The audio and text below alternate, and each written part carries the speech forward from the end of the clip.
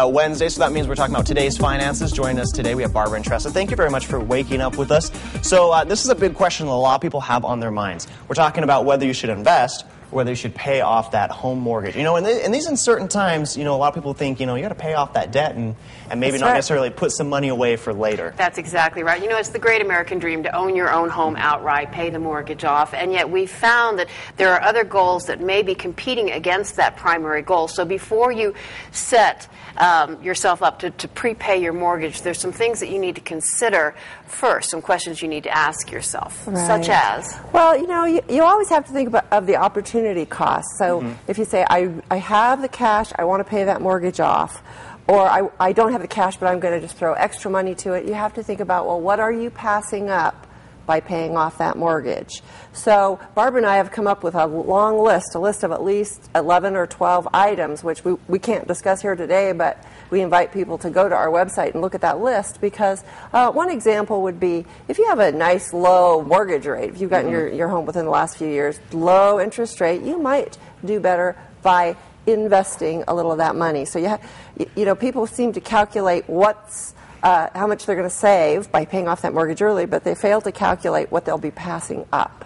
You know, for example, do you have an emergency fund? If you're taking all of your disposable income and throwing it towards your mortgage, and you don't have an emergency fund and something happens, you're going to find yourself having to borrow at a much higher rate typically than what your mortgage is in order to fix the car or the furnace or whatever.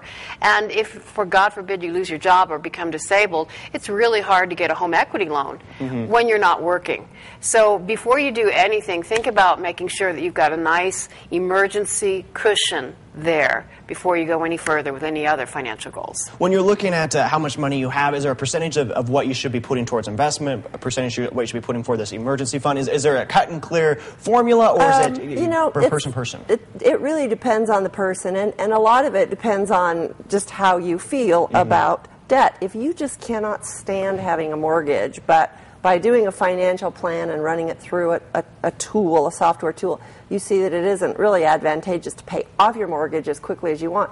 You can kind of split the difference and say, you know, I want to put a little extra toward that mortgage, but I really know that I have to have more savings for retirement, for example, or a better emergency fund, or I haven't started my child's college education yet.